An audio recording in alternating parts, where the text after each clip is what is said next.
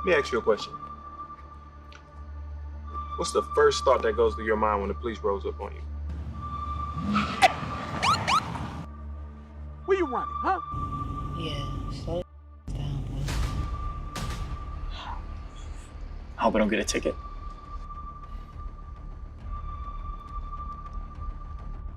I hope that I make it home alive. Quite frankly, I was in fear for my life. The suspect was not compliant with our orders and was just obstructing our investigation. So sick people going to funerals there.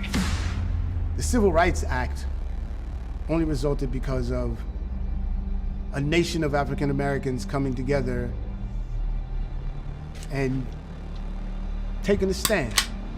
You people think it's okay to break the law.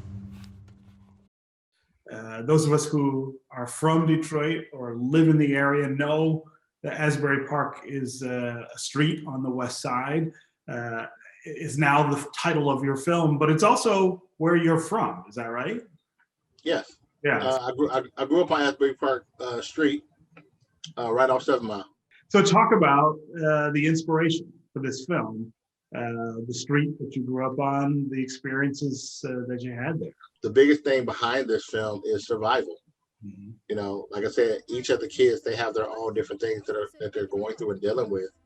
And I thought it would be interesting to see this from kids' perspective. You know, there's so many things that are going on in the world right now with police brutality, mental health awareness, you know, just a lot of different things. And as adults, we have a hard time grasping our heads around it and, you know, and dealing with it. So to be able to see this from a kid's perspective, I think is necessary. Yeah. You know, because I'm a parent and I know, you know, as I watch the news and see the things that are going on, I know how I'm trying to deal with it and gravitate to it. And I think just as a community, we just have to do a better job of, you know, actually checking to see what's going on with our kids, to see how they're dealing with it, to see what they think about it. Because I think if we did that, I think we'll really be blown away by some of the responses that we get, because they're not stupid. They see what's going on. Talk about the differences between what maybe you experienced as a kid growing up in that area and what your characters in the movie experience. Is there a big difference, or to be honest, it's a direct reflection of what I experienced as a kid. Like, I grew up in a single parent home. My father left when I was 6 years old. And when that happened, I was no longer able to be a 6-year-old. I had to start moving. I always, you know, the running joke is when I was 6, I was actually 16, because the level of responsibility, you know, shifted. And I was no longer able to be a carefree kid to just sit back and say, hey, you know, everything is okay. There were certain things that I did to try to protect the house. You know, I was the kid who I'll pull out the toolbox and something needs to get fixed.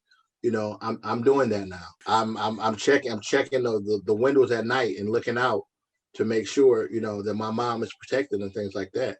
So I took on a much older persona than I actually was due to my circumstances. Yeah. And the reality is that's not uncommon.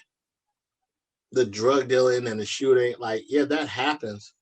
But I feel like this portion of it is often missed. Everybody is often, you know, trying to be tough and things like this. But what's often missed in those films is the vulnerability. I think one of my biggest motivations behind this film is my youngest son. I looked at him one day and I laughed and I was like, man, you're like really a 10-year-old.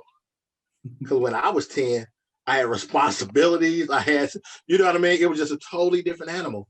And to see him just be carefree, I wasn't able to be carefree as a kid.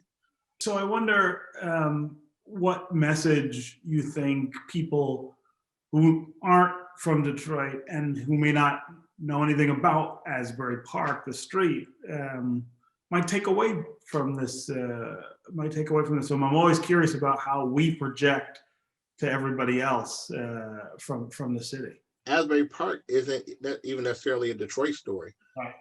It actually takes place in the fictitious world of the inner city. Yeah. You know, because while it is relevant in Detroit, it's also relevant in Baltimore and St. Louis and, you know, just all over the country. But I think oftentimes, like when you're going through things, because you're dealing with it in real time, you don't stop and think, hey, somebody's dealing with it over here or someone's dealing with it over there. So for me, you know, like I said, is much bigger. And honestly, my goal and my hope is that people that are not from that environment will take a look and start asking questions, because I feel like that's how you evoke change. Here, it's just a fight to breathe.